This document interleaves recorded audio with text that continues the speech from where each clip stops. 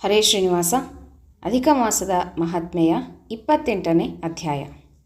ಆ ಕದರ್ಯ ತಾನು ಮಾಡಿದಂತಹ ಮಿತ್ರದ್ರೋಹದ ಪಾಪದ ಫಲವಾಗಿ ನರಕಯಾತನೆ ಅನುಭವಿಸುತ್ತಾ ಪ್ರೇತ ಶರೀರವನ್ನು ಹೊಂದಿದನು.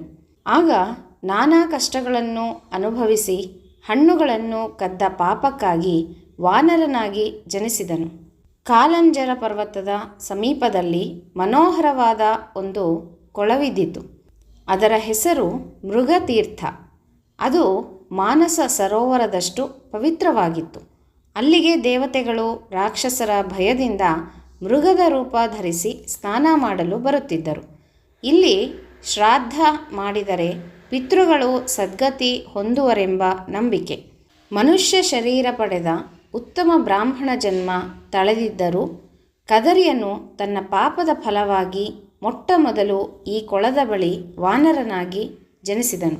ಆಗ ನಾರದರು ಅಷ್ಟು ಪಾಪಗಳನ್ನು ಮಾಡಿದ್ದರೂ ಕದರ್ಯನು ಆ ಪವಿತ್ರ ಕೊಳದ ಬಳಿ ಜನಿಸಲು ಕಾರಣವೇನು ಎಂದು ಪ್ರಶ್ನಿಸಿದನು.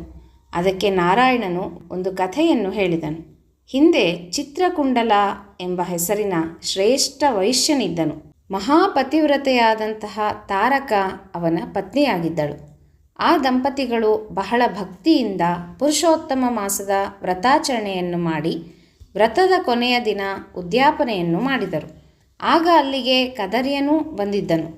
ಅವನು ಪೂಜಾ ವ್ರತಾದಿಗಳನ್ನು ಮಾಡದಿದ್ದರೂ ಆ ವೈಶ್ಯನು ಮಾಡಿದಂತಹ ಪುರುಷೋತ್ತಮ ಮಾಸದ ವ್ರತವನ್ನು ಬಹಳ ಭಕ್ತಿಯಿಂದ ನೋಡಿದ್ದನು ಮತ್ತು ಧನ ಲಾಲಸೆಯಿಂದ ಆ ಮಾಸವನ್ನು ಪ್ರಶಂಸಿಸಿದ್ದನು. ಏಕೆಂದರೆ ಆ ವೈಶ್ಯನು ಬ್ರಾಹ್ಮಣರಿಗೆಲ್ಲ ಮೃಷ್ಟಾನ್ನ ಭೋಜನ ಹಾಕಿ ಕೈತುಂಬ ದಕ್ಷಿಣೆಯನ್ನು ಕೊಟ್ಟಿದ್ದನು. ಆ ಮಾಸದ ವ್ರತವನ್ನು ಕೇವಲ ನೋಡಿ ಅದನ್ನು ಪ್ರಶಂಸಿಸಿದ್ದರ ಪುಣ್ಯದ ಫಲವಾಗಿ ಅವನು ಆ ಪವಿತ್ರ ತೀರ್ಥದಲ್ಲಿ ವಾನರನಾಗಿ ಹುಟ್ಟಿದ್ದನು. ಆ ಹಣ್ಣು ಹಂಪಲುಗಳಿಂದ ತುಂಬಿದಂತಹ ಆ ವನದಲ್ಲಿ ವಾನರನಾಗಿ ಜನಿಸಿದ್ದಕ್ಕೆ ಇನ್ನೊಂದು ಕಾರಣವೂ ಇದೆ. ಹಿಂದೆ ಶ್ರೀರಾಮಚಂದ್ರನು ಸಮುದ್ರಕ್ಕೆ ಸೇತುವೆಯನ್ನು ನಿರ್ಮಿಸಿ ರಾವಣನನ್ನು ಸಂಹರಿಸಿದನು. ರಾವಣ ವಧೆಯಿಂದ ಪ್ರಸನ್ನರಾದಂತಹ ಬ್ರಹ್ಮ ಶಂಕರರು ರಾಮನಿಗೆ ಏನು ವರ ಕೇಳಿದರೂ ಕೊಡುವುದಾಗಿ ಹೇಳಿದರು. ಆಗ ರಾಮನು ರಾಕ್ಷಸರ ಕೈಯಿಂದ ಮರಣ ಹೊಂದಿದ ವಾನರರೆಲ್ಲ ಬದುಕಿಸುವಂತೆ ಕೇಳಿಕೊಂಡನು. ಆಗ ಅಮೃತದ ವೃಷ್ಟಿಯಾಗಿ ಎಲ್ಲ ವಾನರರು ಬದುಕಿದರು. ಶ್ರೀರಾಮನು ಅಯೋಧ್ಯೆಗೆ ಹಿಂತಿರುಗುವಾಗ ಆ ವಾನರರೆಲ್ಲರೂ ತಮಗಿಷ್ಟವಾದ ಕಡೆ ಹೋಗಬಾರದೆಂದು ವಾನರ ಜಾತಿ ಇದ್ದ ಕಡೆಯೆಲ್ಲ ಫಲ ಪುಷ್ಪಗಳಿಂದ ತುಂಬಿರುವ ಕಾಡುಗಳು, ಸಿಹಿಯಾದ ನೀರುಳ್ಳ ಕೆರೆ ಕೊಳ ನದಿಗಳು ಇರುತ್ತವೆ ಎಂದು ವರವನ್ನು ಕೊಟ್ಟನು. ಆ ವಾನರರಲ್ಲಿ ಕರ್ದಯನು ವಾನರನಾಗಿ ಜನಿಸಿದ್ದನು.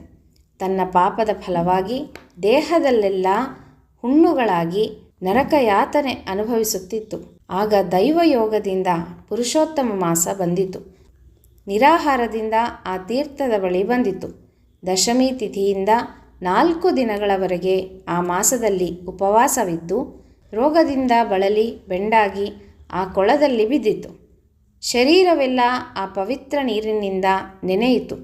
ಆ ಪುಣ್ಯದ ಫಲವಾಗಿ ಆ ಕೋತಿಗೆ ಪವಿತ್ರ ಶರೀರ ದೊರಕಿತು. ಇದ್ದಕ್ಕಿದ್ದಂತೆ ಸಕಲ ಸುಖ ಸಾಮಗ್ರಿಗಳಿಂದ ತುಂಬಿದ್ದ ಒಂದು ವಿಮಾನವು ಬಂದು ನಿಂತಿತು.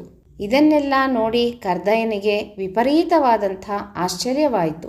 ಆಗ ಹರಿಭಟರು ಅವನ ಮುಂದೆ ಕೈಜೋಡಿಸಿ ನಿಂತರು.